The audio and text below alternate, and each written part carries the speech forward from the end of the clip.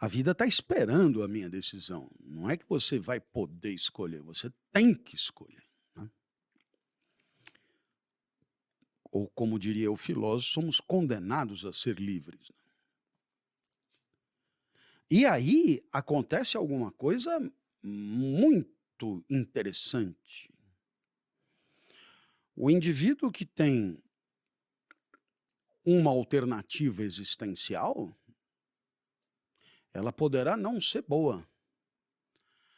E ele, portanto, poderá, nessa trajetória, ter algumas tristezas.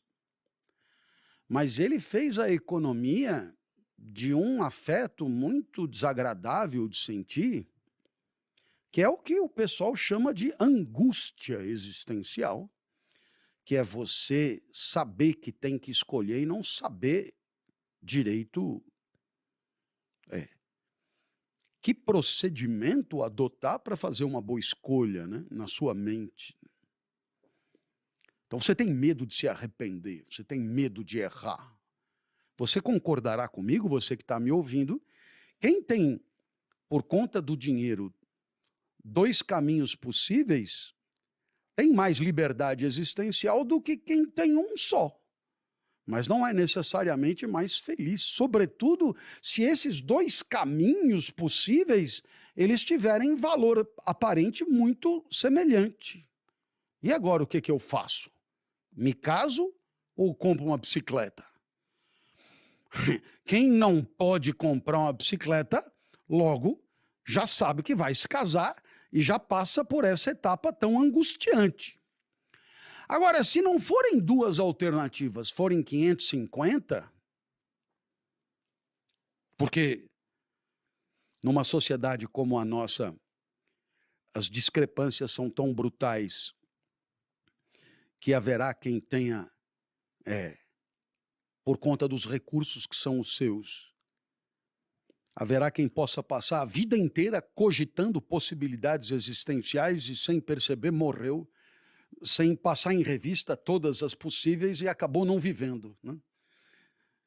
Então é claro que potencializar as alternativas não quer dizer facilitar a vida.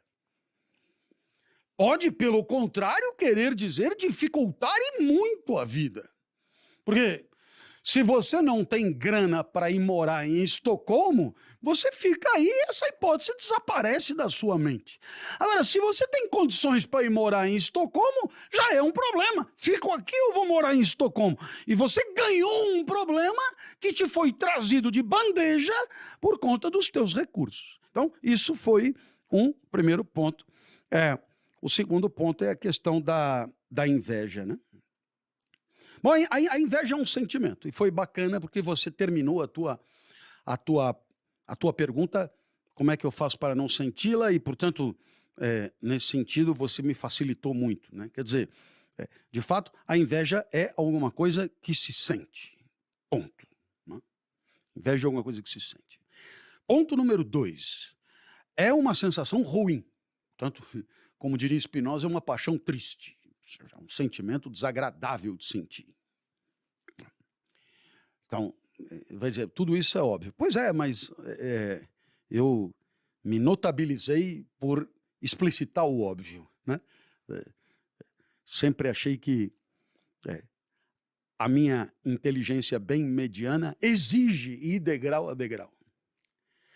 Terceiro ponto, além de ser uma sensação e além de ser uma paixão triste, a inveja, ela é uma sensação da qual participa o espírito, a mente.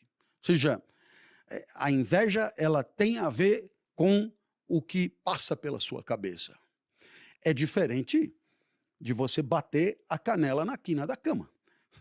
É uma sensação, é ruim, mas não tem a ver com o espírito. É a canela e a quina da cama. Agora, a inveja não. A inveja tem a ver com o que passa pela sua cabeça. Portanto, na hora de escrafunchar o que é a inveja, nós temos que escrafunchar o que é que passa pela cabeça do invejoso. E é gozado porque você já trouxe um bom pedaço, um bom naco da resposta, né? Porque na cabeça do invejoso passa, em primeiro lugar, uma constatação da própria existência, né? O meu caso é este, né? Todo invejoso traça um paralelo, né? O meu caso é esse, é o caso X, né? E a inveja ela nunca termina na constatação da própria miséria. Porque senão não seria inveja, né? A inveja nunca termina. A inveja, ela resulta sempre de um paralelo, de um paragonar, de uma comparação, de um contraste entre o próprio cenário, a própria existência, ou, se você preferir, do entendimento que temos da própria existência em relação a outro. Em relação a outro, que é, digamos, o objeto da nossa inveja. Portanto, veja, a inveja, ela pressupõe uma atividade do espírito relativamente complexa, porque ela exige, em primeiro lugar, um certo discernimento sobre as próprias possibilidades, as próprias condições, por que não dizer o próprio valor de vida, e um discernimento semelhante sobre o valor de vida do outro. E com comparação possível, com critérios comuns de análise. E a partir daí, a inveja pressupõe alguma constatação da superioridade do outro sobre o eu. Não é? Alguma constatação superior do outro sobre o eu. Então, a inveja, às vezes, ela se traveste de ciúme. Quando você, ao invejar, gostaria de dispor do que dispõe o objeto da sua inveja, por exemplo, no campo afetivo, etc. Então, quer dizer, todo ciumento é também um invejoso, invariavelmente, né? Ou seja, todo ciumento pressupõe, pelo menos, a possibilidade, né, de uma ameaça, né, a alguma coisa que acredita seu, possibilidade de ameaça que só é real e coerente por conta de um contraste com o valor do rival. Então, nesse sentido, voltando agora à tua pergunta, porque você quis falar da inveja e do patrimônio. Claro, podemos ter inveja do dinheiro do outro, naturalmente. Mas, como eu disse, a inveja do dinheiro do outro, ela é apenas indicativa, ela é simbólica, ela está no lugar de outra inveja, que é a inveja do que o outro pode fazer com o dinheiro que tem, proporcionando-se aquilo que você não pode fazê-lo, né? Então, nesse sentido, é muito comum, né? Porque, no final das contas, todos nós somos esforço para perseverar no próprio ser, todos nós lutamos com unhas e dentes para ter perto de nós recursos que preservem o nosso ser e, portanto, todos nós gostaríamos de dispor de recursos, eu diria, mais eficientes, né, para nos trazer potencialização da vida e etc. Agora, que fique claro, né? Só invejamos como atributo do outro quando reconhecemos o atributo do outro valoroso para nós. Eu, por exemplo, tal como você disse, e aí você citou uma questão de distância e proximidade, eu acredito que seja pertinente, mas junto com essa questão de proximidade, tem a questão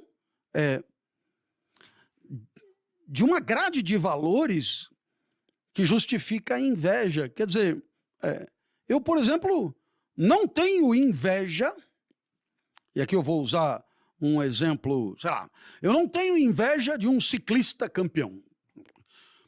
Mal e mal sei andar de bicicleta, né? Ser campeão de ciclismo não é um propósito, não é uma meta, nunca foi.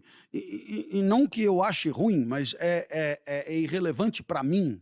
E, portanto, a inveja pressupõe um compartilhar de valores. E é aqui que eu queria, Tiago, observar junto a você que o invejoso e o invejado têm mais em comum do que se imagina, né? Porque para que haja inveja, é preciso que haja compartilhamento de valores. O que esse cara tem é legal. O que esse cara tem é importante. O que esse cara tem conta, e conta genuinamente para mim. Não é só uma questão de valor social. Então, eu já invejei muito professores. E por quê? Porque reconheço genuinamente neles competências e atributos que eu não tenho, que me faltam. Né? E como ensinar, para mim, tem um valor maior do que qualquer outro, alguém que ensina melhor do que eu será objeto da minha inveja visceral mesmo. Visceral. Não tem outro jeito, né? Não tem outro jeito. Agora, claro, procurarei imitar, procurarei fazer parecido, procurarei me aproximar, procurarei fazer tão bem quanto, tudo isso. Mas que a inveja há. Que a inveja há. Então, a inveja não é só da casa que o cara tem. Se você não quer morar na casa, não há inveja nenhuma, e ele pode ser riquíssimo. Né? Agora, se o sujeito tem uma casa miúda, mas com um jardinzinho legal, num lugar legal, porra, vale muito menos do que a outra, mas essa sim, eu gostaria de morar ali. Então, é gozado, o invejoso e o invejado são muito mais irmãos de vida do que se imagina num primeiro momento. E tudo volta à questão dos valores, quer dizer, no final das contas, o que conta e o que importa de verdade é o que você acha importante no mundo, é o que você acha importante na vida, né? Então, acho o dinheiro espetacular, gostaria de ter muito mais do que tenho e parar e falar, mas, como mero instrumento de coisas que me faltaram realizar.